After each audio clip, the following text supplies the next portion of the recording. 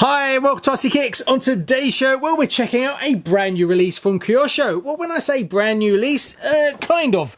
It's the Dirt Master, a budget-friendly kit build of a sort of retro racing buggy. Now, this isn't a brand new kit. This actually came out in 2012 as a dedicated racing buggy, and that was the RB6. And they've taken it and they've put a retro body on it, and they've also tried to bring the price down as much as they can. So they changed some of the composite materials to plastic. So in this episode, we're going to unbox it, take a look at it, and we're also going to compare it against the Genova.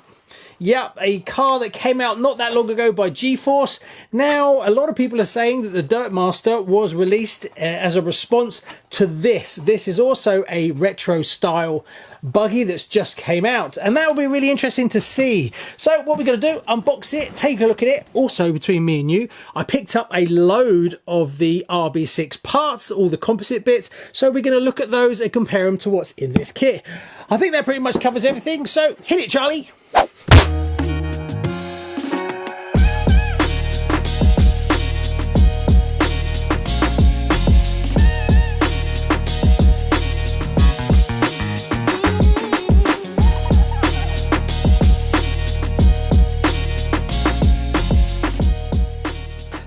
So, the Dirt Master, yes, it's RB5, not RB6. Don't ask me what was going on in my head. It's based on the RB5. Now, looking at the box, the styling is very much like the Legendary series, and it is a very good looking box, I must say. They did a good job. Don't forget, this is as cheap as you're ever going to get from Kyosho, and I think it was really difficult for them to get it to this price point to go up against the Genova.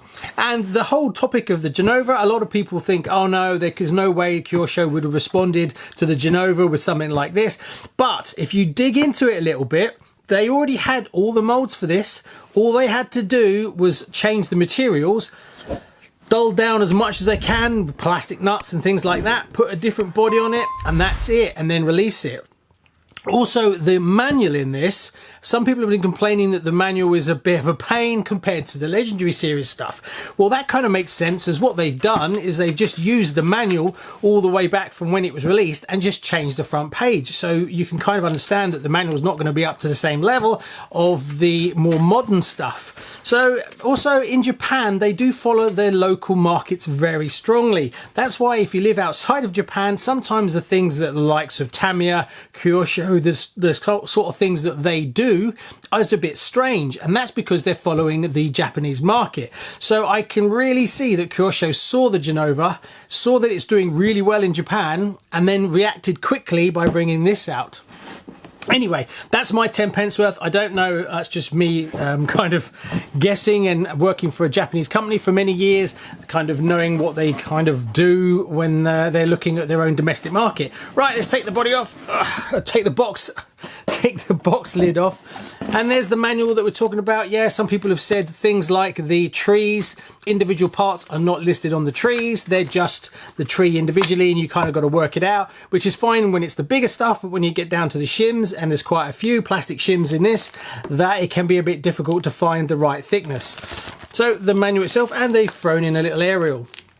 Now, I am super impressed that Kyosho could get a kit, a 1/10 kit, down to this price point, to the door. It's very surprising, I must admit. Very much along their sort of old style of doing everything in a packet, just like this. So this is SB3, for instance. We do get a metal motor mount, and it's a gear diff as far as I know. Rims and rims, sorry, pretty standard stuff. Obviously thinner on the front, being two-wheel drive. Then you get your tyres, you've got to mount yourself. And I'm surprised you actually even get some foams. I thought they would maybe cheap out on even things like the foams, and you get your sort of standard set of tyres. The front tyres are actually quite thick. They're not super narrow, very soft, so I do like those, I must admit. Then we've got the body. Now, a lot of people have said they like the body, but the actual styling was a bit on the boring side. One thing that's really strange, and I've kind of not too sure about from the beginning, the back section, you actually cut the whole back end out. So when you actually fit this on the buggy, there's a big gap on the side. So I'm surprised they actually did that, and it doesn't like taper off or what. So what I'm going to do when I build mine is I'm going to look at see what the clearances are like, and if I can get away with cutting the back and having the corner, I will, but I honestly don't know. We'll have to see. It might be that I just have to cut to the line. There's no extra, but sometimes you see a gap and the whole back is open, which is really weird because normally you have something here. But anyway, there we go. I'm not going to go box art. I want to do something a little bit more interesting myself. Then we have the wing. Not too easy to paint. There is a slight gap. These tend to be really difficult when they're deep and they're narrow. It's not the thinnest one I've ever seen, so you should be able to get a bit of paint in there, but it's going to be difficult, I think, to paint well on the inside. So that's one that's going to be a bit of a challenge.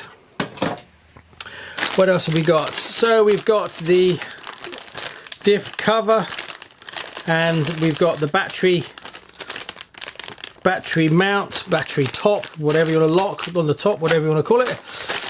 And then we got a load of shims, loads and loads of bits. So yeah, I can see why it becomes a bit frustrating when you don't get a actual part for any of those. You just have to figure it out yourself. Now if you've built a lot of these in the past, you know, RC cars, then it's not going to be too much of a problem. But being that this is supposed to be an entry-level buggy, that's made it a little bit more difficult for everybody. What have we got in here? We've got the rear wing mounts. Was that bearings? We actually got some bearings in there. Wow. Sorry, I'm a bit off camera here. Some bearings. And then another big bag. So not so many bags with the arms. They're quite long. And motor mount, the front part, and then we've got the chassis itself, and that's pretty much all you get in the box. But I have got a few extra bits myself, so I picked up this. This is the carbon composite version, so it's from the exact same mold, but obviously to keep price points down, they actually just went with plastic instead. So you probably can't see that on camera, but it's made of a totally different material.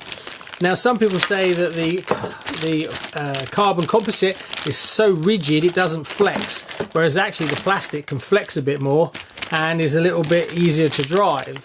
But hey, I like upgrading some stuff, and I managed to find some. This I think I got from Japan. Also we've got a few other bits and pieces. We've got the diff carbon composite gear case. And then I've got the towers. I managed to pick up the carbon towers, front and rear. And then we've got, what's that? Carbon composite rear bulkhead. And then the, what is it? The F lower plate in carbon. One other thing someone recommended doing was upgrading this, which is the main gear shaft. From this is from an RB5 RT5, so a few bits and pieces, main gear shaft, but I didn't know anything about that, but I took the advice and I got it anyway. So there you go, that's pretty much all you get in the box. So next I'm going to get this built as soon as possible, and then we've got to look at painting up the body.